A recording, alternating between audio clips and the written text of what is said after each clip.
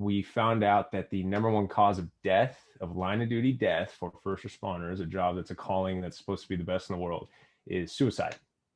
And it's not even close comparative to, in fires or even cancer, stroke, heart disease. It's suicide. Begging the question, what are we doing wrong? This isn't an overnight thing. This is a chronic thing. This is something that doesn't happen overnight. Like, we're doing something wrong in our lifestyle that's leading us to this point.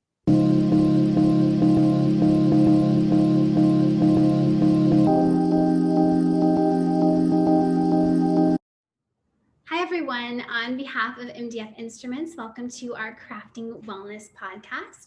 And today I have the pleasure of introducing you to Percy Travis. For everyone who doesn't know who you are, can you kind of just give a little rundown of yourself? Yeah, Percy Travis. Live in Southern California in the beautiful city of LA. In one of the beach cities, Hermosa Beach, if you guys are familiar. It's gorgeous down here. Full-time firefighter, paramedic at the engineer rank. Been a first responder now for a little over 12 years. And also dive in all walks of life. Love music, love the beach activities, sports, anything active. Reading, a little bit of a science geek, and which kind of parlays into the next topic of, the company I started, Functional Hero, towards health and longevity practices for first responders.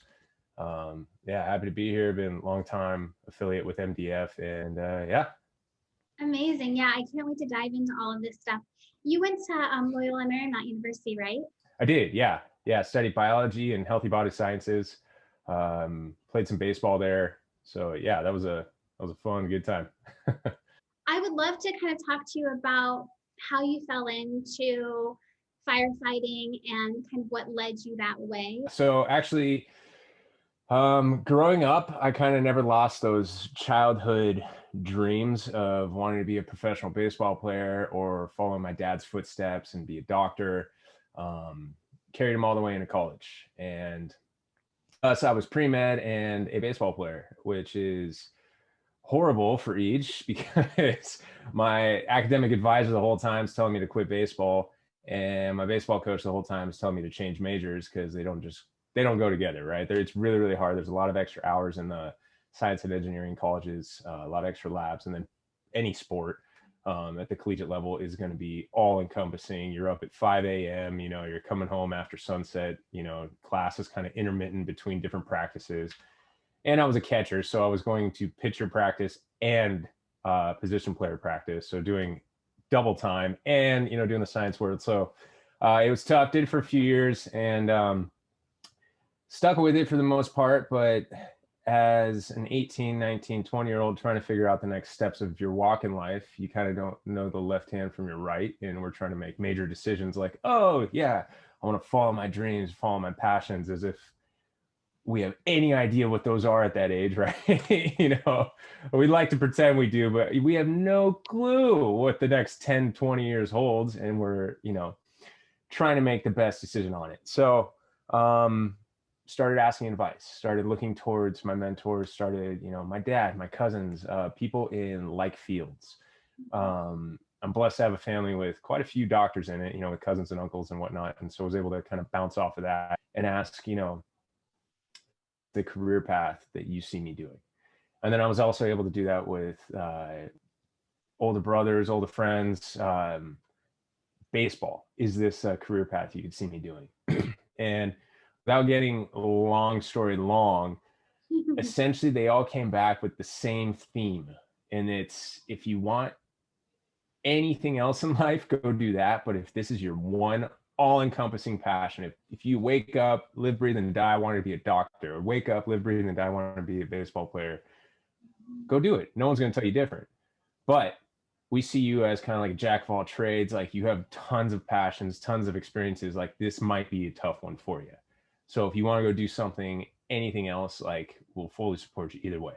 And it was obvious, right? And just like if college was enough, I can't imagine what a full-time career would be like, kissing away your 20s to whatever you decide.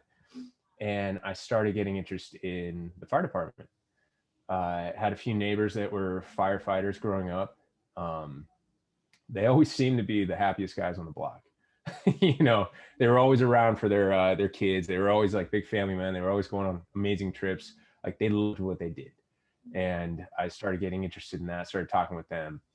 And turns out, if you're a paramedic, you are practicing the medicine side of life. And if you're a firefighter, you're practicing the athletic team side of life. And I'm like, holy cow, did I just find something that's combining, my two childhood dreams into one?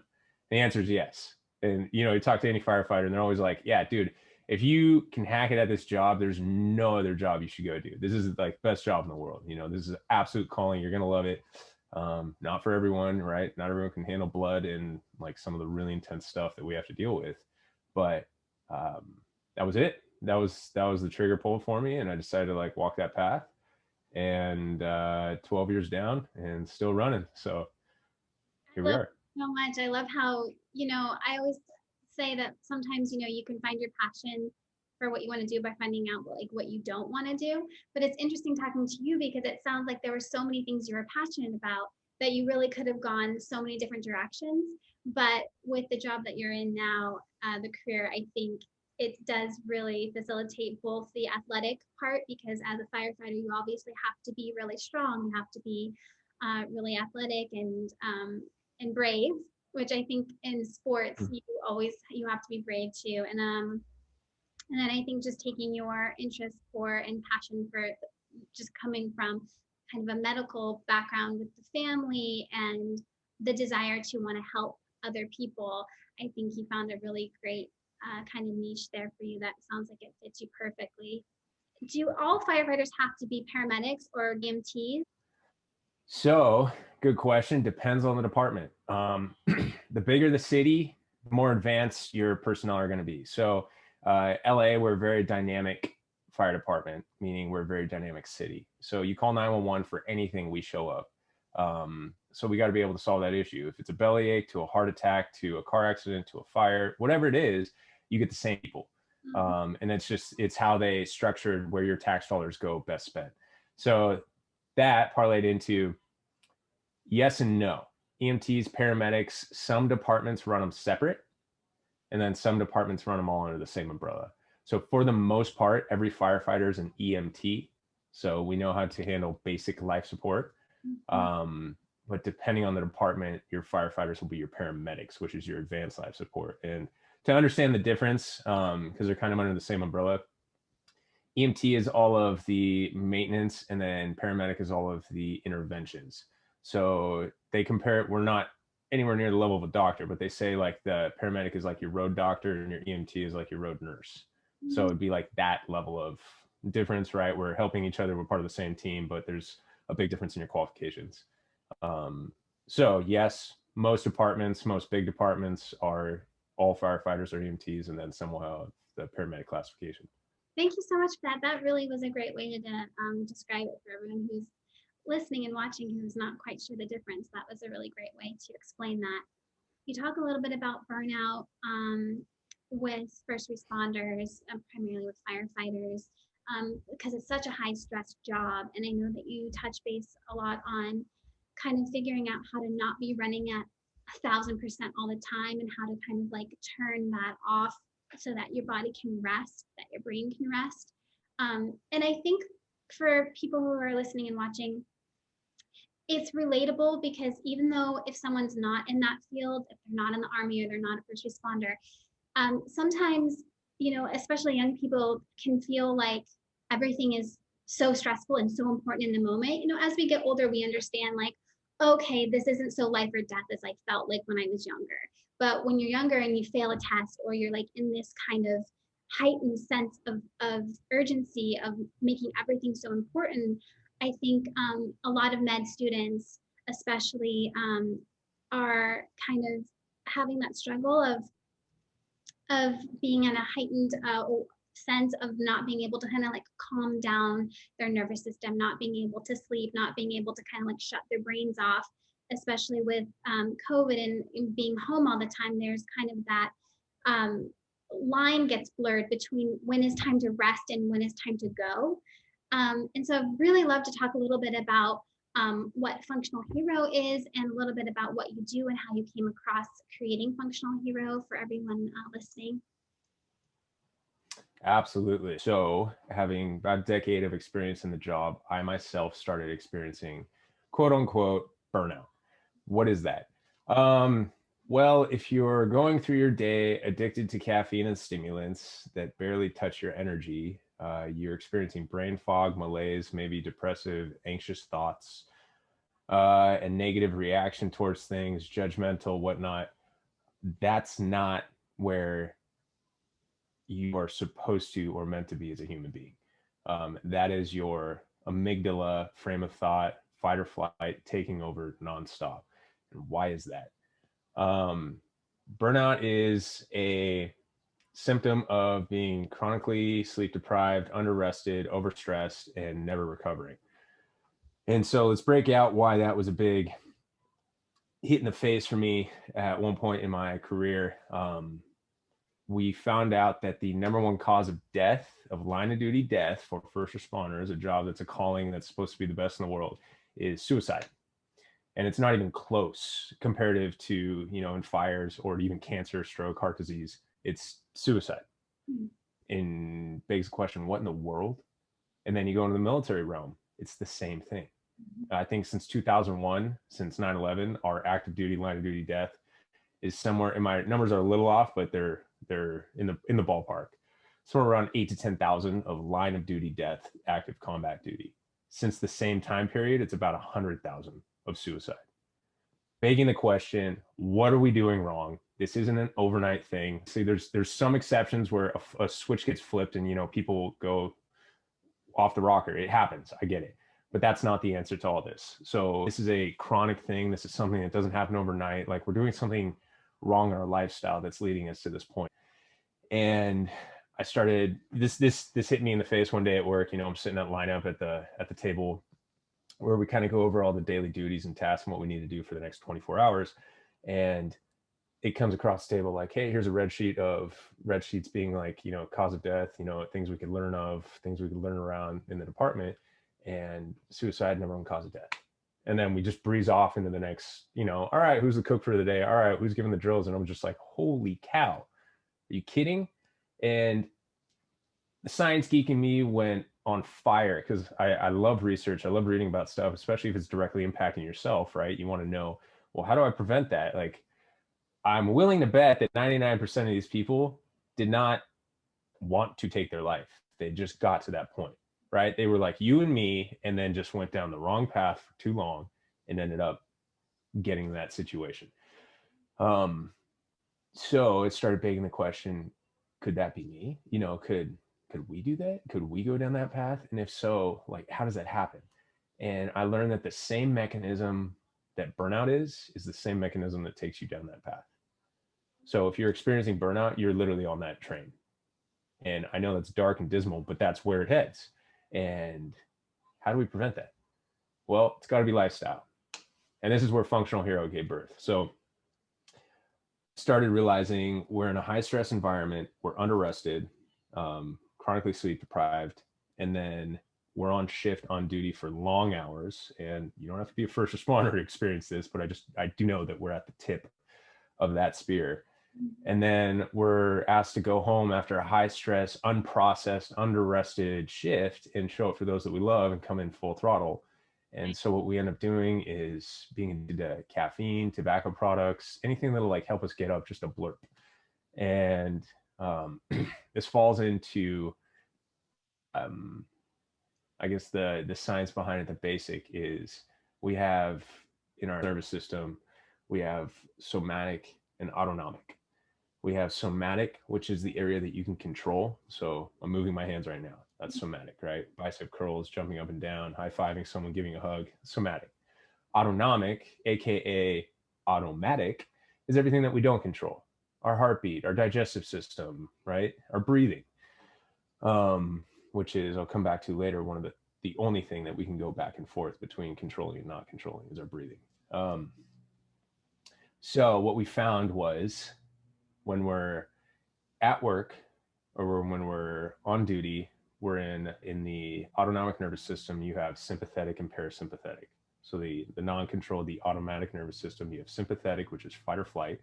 That's your go. And then you have your parasympathetic, which is your rest and digest, and that's your relax. And the only state of which your body repairs itself at a cellular level is that parasympathetic. So if you're not entering that state, you are not repairing. And it's not that, oh, I need to catch up on repairing because I'm in the sympathetic, I go too much. It's actually, if you're familiar with, football or whatever, it's like a pick six for the other team. So instead of resting and repairing, you're actually demising yourself even more, damaging yourself even more through stress. And now you need to recover that and then some, right? So multiply that over a day, multiply that over a week, a month, a year, a decade, 2 decades, it starts to make sense. Okay, we are under this extreme style of chronic, overstressed, underrested burnout into demise. And that's the path we're headed on. Pretty shocking and also pretty mitigatable.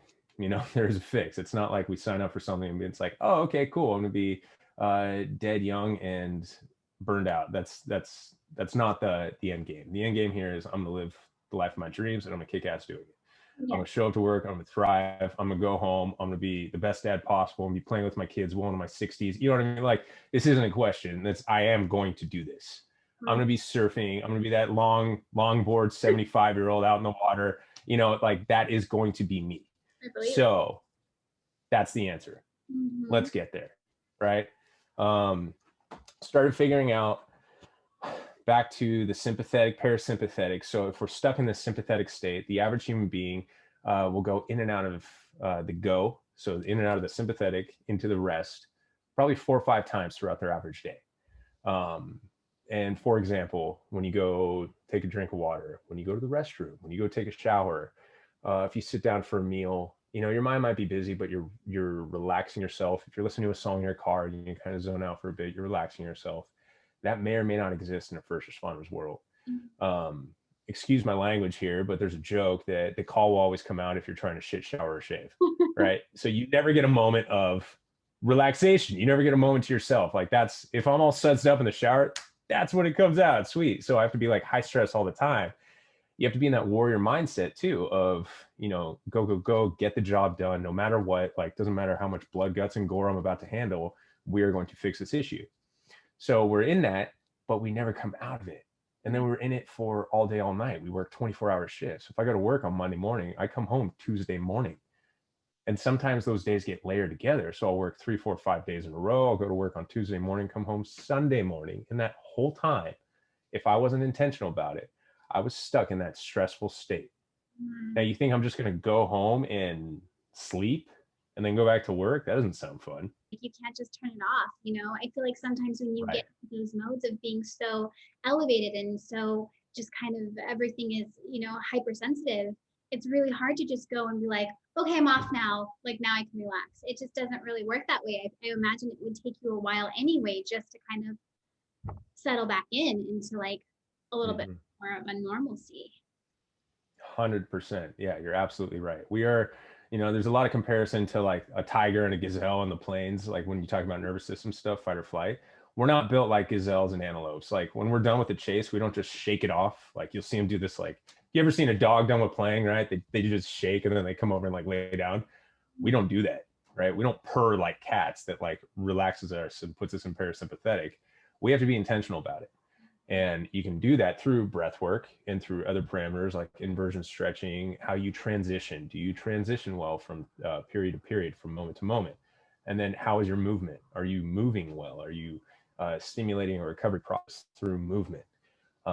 So figuring out that if we're not intentionally taking ourselves out of the go, out of the sympathetic, then we're stuck in it and our body's never recovering. And then that's what's called, there's a theory called polyvagal theory, where if you overstress the vagal nerve, which is the one in charge of all this, 10th cranial nerve is in charge of the parasympathetic, sympathetic, like which state I'm going to go in. If you overstress that and keep it in sympathetic too long, you'll get into this state of kind of malaise, middle ground, where you can never go up, you can never go down. Meaning, I can't get the energy to get out there and get creative, get proactive and work out or go play on the sand or write that like creative, fun flowing, goofball that I can be. I won't get there, but I also won't be able to lay down at night and rest fully. So I'm getting crappy sleep and I'm not even like showing up for the things I love. Like, and one of the parameters that I remember was I know I'm experiencing burnout when I'm not picking up my guitar. Playing my guitar since I was like 10, 12 years old. I love it. It's such like an outlet for me. And all of a sudden I'm like in the back of my mind, like, nah, it's lame, or I'm too tired, or whatever. I don't even like think about it. So that was a good trigger for me. You're experiencing too much burnout when you stop doing the little passions that you love. Which is now it's time, right? Now it's time to mitigate, interject, be intentional about this. Um, so started finding out all these different practices that we can do. Cold immersion, breath work, right? I've named a few. Move properly, right? We have to be in shape. Mobility and movement is life. Sedentary means death. We were literally built to move. If you sit on a couch, your body will literally freeze up. The joints will harden and you will just die, right? So you're not meant to just like relax. So we're meant to move. And by moving, we remind our body that we are alive and thriving, and thus it will start recovering. But I started practicing all these in my own life. I myself was experiencing burnout. I was in that kind of depressive, anxious state, low energy. I would drink 2 energy drinks a day after having a couple cups of coffee in the morning. I mean, that's enough dose for 3, 4, 5 people. And Yeah. I'm downing this on my own. And I'm not even getting touched by it. Like it'll wake me up for 20 minutes and then I'm back to the same brain fog malaise of just like, oh, I guess this is it. I'll have another one. Right. And so I started implementing these practices in my own life, and I literally got my brain back. I got my energy back. I got my focus back. Um, and I got a fire lit under my ass. I have enough energy back to build a company while I'm a full-time firefighter called Functional Hero. So if that doesn't tell you anything, right? And I'm super stoked about it. I wake up more energized than ever. I go to sleep more relaxed than ever, and I go to work and freaking love my job more than ever. So something's working, right? And it's not like I'm taking a magic pill. I changed my lifestyle habits. And this is something that I've started to implement too with other friends, with other colleagues, and I've seen them do the same. Right? They go from like, freaking A, I can't figure out why I can't lose this weight. I'm starting to bald. I look pale and just like bad, right? You look unhealthy. Like, the kind way to say someone looks like shit is they look tired, right? Yeah. So I was tired of feeling tired. I was tired of looking tired, I was being sick. Like I was just done with it. So frustrated. So implemented all these practices and have literally watched me get my life back. I feel like a lot of people can experience what you're talking about and do experience it, but maybe they don't even realize what's happening to them. They just kind of just don't feel good. They're like, I'm not hungry. Like nothing sounds good. They kind of just start to lose their vigor and their vitality for like their passions for life, and just things that normally would excite them just kind of don't. And they're kind of just stuck in this mundane uh, state of being. And I think it takes a really self-aware person to be able to, while you're in that state, be able to recognize it and say, wait a second, I know myself and I know my body really well. And like, this isn't who I am. This isn't how I want to live my life. Like, what's going on here? And kind of like being able to be in that state and still be able to recognize it and do something about it, I think really shows A, how self-aware you are, and B, how strong you are, and also just how, they always say like the thing that makes people change is when they're just so sick and tired of that thing that's kind of holding them back. One day you're just like, I'm not doing this anymore. I can't. I'm done. And then you can make that change. But when you're talking about burnout and you're talking about all the things that come with that, being depressed and just kind of losing that vigor for life, it can be really hard to pull yourself up by your bootstraps and be like, okay, what can I do to make these changes? But I think it's really important that people understand that they don't have to change everything all at once so quickly. Like you can start making little steps in your life that you might notice start to make you feel better. And maybe not one day, but maybe day 2, maybe day 3, these tiny little things that you can do that will really change the way that you feel. And then as you feel a little bit better, maybe, if you're talking about breath work, maybe, you can go a little longer, or meditation. Instead of meditating for 1 minute, maybe you can now meditate for 3 minutes, and you can kind of find this thing that helps you on the right path when you're kind of feel so stuck and you don't really know how to start. So I'm wondering, do you have advice for anyone who's kind of feeling this way, just to kind of start the process of realizing, like, because sometimes you don't even realize how bad you feel until you start to like get out of that and you're like, oh wow, I really wasn't feeling like myself at all until you start to, implement these ways. Yeah, 100%. I'll even take it a step further. For a long time, for some reason, it's a common thing in men that we're, not in touch with our feelings, even when we practice it. But I would even say it's not that I knew I was feeling bad. I didn't even know what I was feeling. Does that make sense? So like, right, if we're gonna like process like things and process, trying to improve our life, I didn't even know what I needed to process, let alone how to define it and then work with it. So that was a good start. I just started asking myself, like, am I where I want to be? Am I who I want to hang out with? If I wasn't me, would I want to hang out with me? Right? Is 5 years from now, the guy 5 years from now, is he looking back like stoked at who I am today or not? Right? The answer was no. It's like, okay, I'm living this unsustainable lifestyle thinking what next week will be better. Well, really? We're not doing anything different. Isn't that part of what insanity is? Keep doing the same thing and hope for a better result, right? That's not going to happen. So we need to make that change. And I was the same way. I started making small little incremental changes. Change the paradigm. If you're stuck in a rut, just flip something. Like do a dance move before you walk out the door and watch how that changes your day, right? Like literally that little thing, I promise you, will change how you go about the next 20 minutes of your day. Just a little jiggy. All right, cool. We're going out. Honestly, like it's the littlest things like that. For me, it started journaling. I started doing a gratitude journal in the morning, where I started with one called the 5 Minute Journal. Super easy, super well like guided, super simple. Literally takes 5 minutes or less, and you write down a few things. And the whole point of that was, instead of having negative thoughts in my mind, allowing to snowball and capitulate on themselves and create more negative thoughts, which is how the brain works, right? We're all like pattern recognition. So if we see something, we fall through with it. I wanted to start it with a positive thought, and then it starts to snowball on itself, and you start thinking more positively. So for me, it was that mindfulness of just write down 3 things you're grateful for. So if I was going to give a bumper sticker of advice to anyone, like, all right, hey, let's give it a shot, see if this works, is write down 3 things you're grateful for every morning, and then do 5 sets of circular breathing or box breathing. So you inhale for 5 seconds, hold for 5 seconds, exhale for 5 seconds, exhale, hold for 5 seconds. So it's like a box, right? And I did a box weird. There we go. But yeah, so just try those 2 things. See how that helps. I then started researching more and more into it, how breathwork and why breathwork is such a massive game changer, right? We hear a lot about, if you've heard of Wim Hof, his breath work and what they're doing, or if you've ever done yoga or different types of meditation, or shamanic breathing, Tomo breathing, anything like that, you start to understand, okay, there's a reason this has an effect. This isn't like a placebo, which who cares if it's a placebo, right? If it works, it works. But it's not. There's actual hardcore science, literally centuries of science behind this stuff. Breathing is the one thing that we can take control over, that our body does automatically. So it's the one thing that we can be like, hey, this controls our nervous system. I'm going to take control of it now, even though you've been doing it beautifully for me all day long, all night long. I'm going to take control of it and tell you how I want to feel. So think about when you're stressed, you're breathing fast and you're breathing shallow. Breathing at all.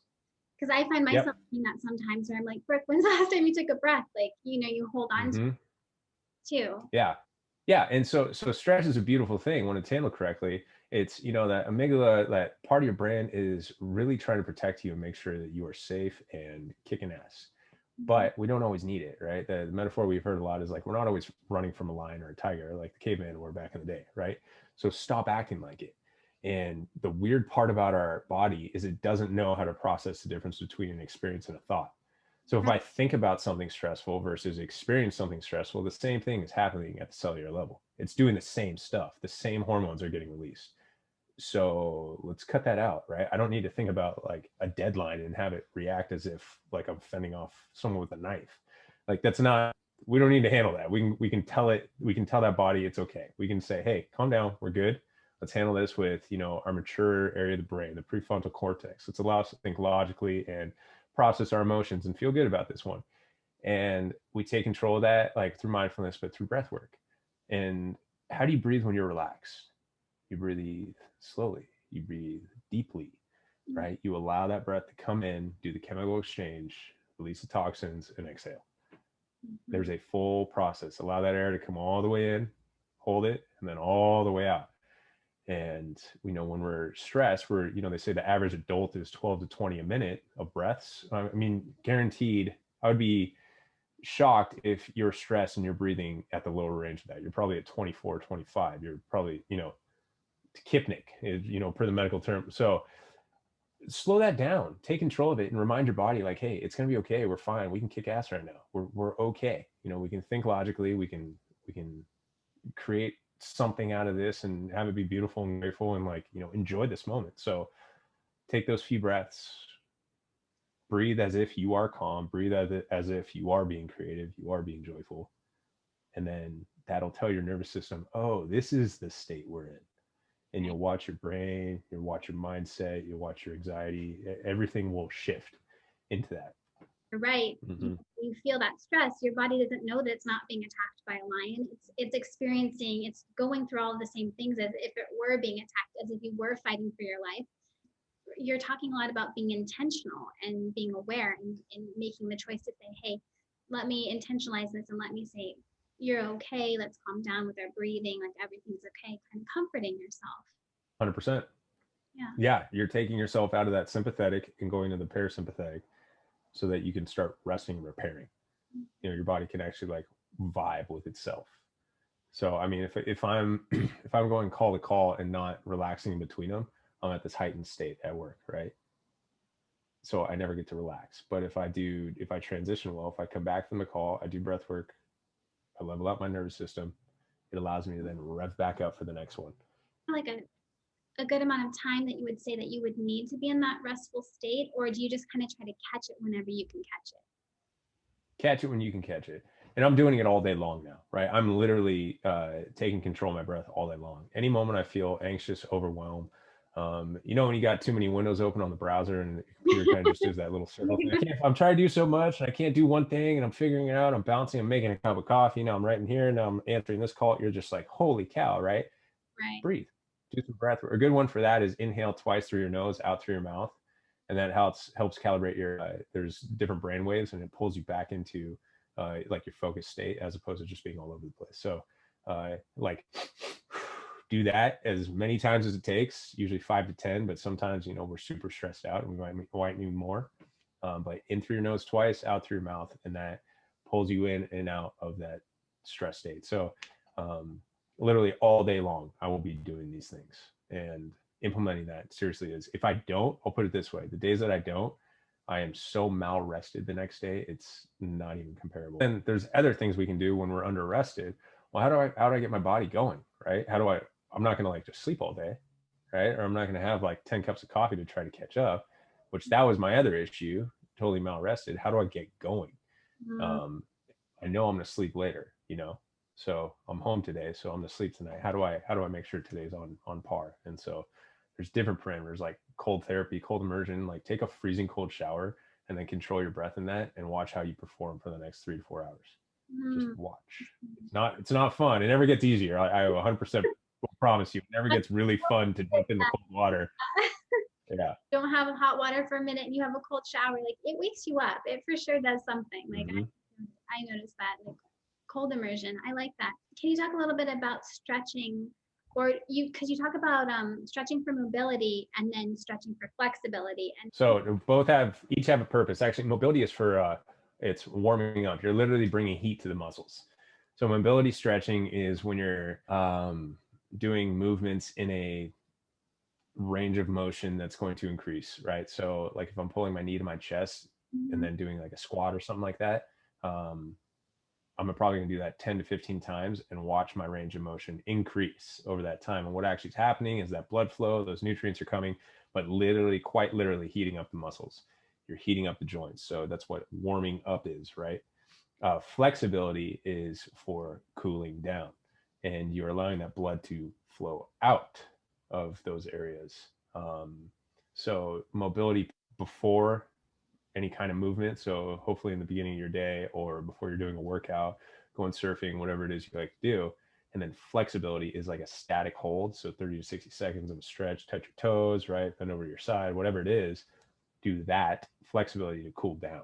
So pull yourself out of that really fun I just went surfing, but I was in a stressful state, theoretically good stress, but a stressful state. Pull yourself out of it by just doing a couple deep breaths, do some flexibility stretching, cool down. So they both have their purpose, but they're different, and they're different in their modalities and how they actually work and their mechanisms.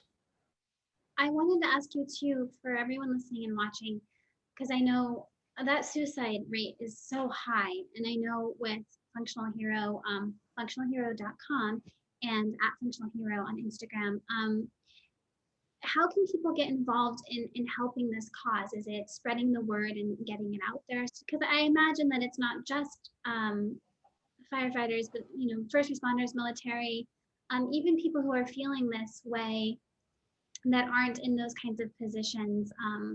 Is there anything that we can, like a call to action that we can do to help spread the word and help, stop this from being such a thing?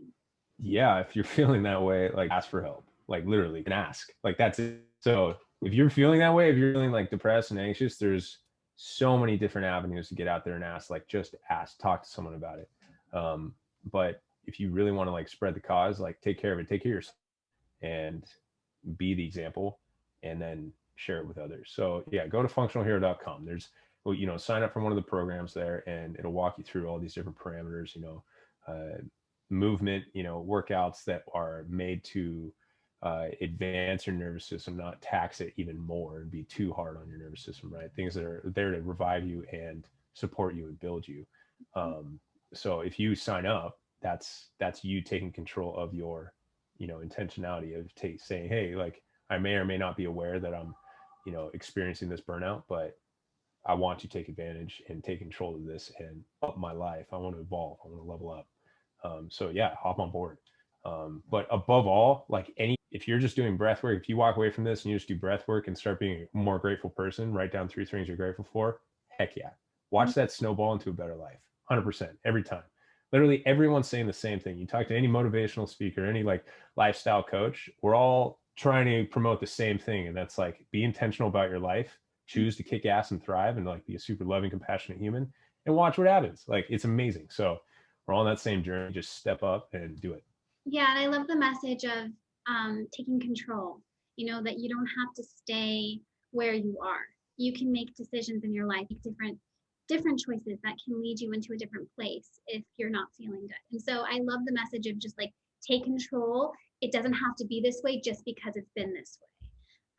So I think that's a really important message for everybody listening to, feel inspired that you can change and it can get better and it does get better, and that there's support out there. Yeah, and don't let your but get in the way. That's my favorite thing. Anytime I talk to someone, or if you're sharing like, oh, I just got through this, like I would love to share how, you'll hear the but I have this, or yeah, but I'm different, or yeah, but dude, there are a million buts, aka excuses. Like they're also all of that million of people have also made the journey, right? So your but, I hate to say it, is unique to yourself, but it's not special. Like we're all going through stuff. Everyone is going through a layer of shit. So we all have buts, and we either choose to, but I'm going to do it anyways, or but I'm going to let it get in my way. So control. Out of our own way. A lot of times, like the biggest thing in the way of us feeling better or our success or getting that job we want or that dream, it's us in the way of ourselves. And if we can learn how to get out of our own way and do the things we need to do in order to have that better life, I think that's the important thing to take away, is that nobody's going to come do it for you. You have to do the work yourself. You have to make the changes. You have to be intentional about your life. And I love how you start every morning with gratitude, because we're just so lucky. We're all just so lucky. Like we all go through so much, but at the end of the day, we're so blessed to just be here. And there's so many things to be grateful for. And I think starting your day, remembering even the smallest things, like I'll take a shower and be like, wow, this is amazing. I have hot water right now. Like I'll be in the shower thinking about that, because I know that there's people in the world who don't even have access to clean water, let alone hot water. Or, when I eat a bite of chocolate, I'm like, wow, like there's people in the world who never even tried this. And like, I can have it anytime I want. Like the smallest little things of just realizing how beautiful our lives are instead of always thinking about all the things we don't have and all the things that we wish were different. I think when you start having gratitude, it only just more and more gratitude just comes because you start to realize all of the things you were taking for granted before. Yep, absolutely. That's called flow. Yeah. You're in that mindset, and things like, when it seems like, man, everything just happens well for someone, it's like, no, they're just in flow. They're choosing that perspective and choosing to take anything and turn into a building block. It doesn't have to be joyful and positive all the time, but it is a building block towards leveling up, towards constantly moving forward. So yeah, fully agree. Awesome. So can you talk a little bit more about gratitude and journaling, and do you have ways that you go about doing that? Yeah. So me personally, I've gone through different guided journals ever since I started noticing how it was affecting me and improving my lifestyle and quality of life. And so I started looking for one geared towards healthy masculinity, empowerment, so we can uplift both the masculine and feminine together. Superman, superwoman, right? King and a queen together. And couldn't find it. Couldn't really find it. I know there's tons of research, tons of books on it. There's an amazing book that became kind of the core practice of healthy masculinity. It talks about the 4 archetypes of king, magician, warrior, lover, and having how each of those are different mindsets that we'll be in. And we should have all 4 well-rounded. It's called the king of 4 houses, or being a man in full. King being like the vision seeker and kingdom builder, right? Someone who's wanting to expand their family network and everything, right? The warrior is your hard yes or no, your doer, right? If I show up for a workout, or I'm showing up at work, or I need to make decisions, that's the warrior. There's not much emotion there. It's just, get it done.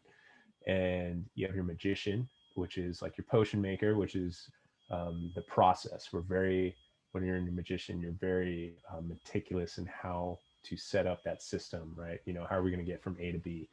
Let's write the steps out. Let's write the plan. Let's be very meticulous in the process. And then you have the lover, which creates meaning behind it all. We connect each other. We connect purpose. We connect that deeper, bigger vision, purpose all together, and create like, hey, this means nothing unless we're doing it together. And so you encapsulate that all into a man in full, and that's where you have like beautiful leadership in a masculine. And so I tailored that into a journal, practices, weekly, monthly practices with a daily gratitude, mindset affirmation, guided journal, and I created it. So I couldn't find it, so I made it, right? Entrepreneurship 101. If you can't find it and you want it, just make it happen. Yeah. It took me a while, but tons of research behind it, and ended up writing it. It's called The Calling Man, at thecallingman.com, or you can find us on Amazon, The Calling Man Journal. Also Instagram, Facebook at The Calling Man. But that's been my passion project, and it's been out for a few months now, and I'm watching tons of people get life shifted and changed by it. So very, very excited. And I'm also going through it myself. Even though I created it, doesn't mean I can't benefit from it. So Right. Well, Sean, thank you so much for joining our Crafting Wellness podcast today. It was such a pleasure talking with you. I'm going to link all your information in this video so you can find him and all of these great things that he's doing, and check out more about breath work and all of that. So thank you so much, Sean. I appreciate you. Likewise, Brooke. Thank you very much.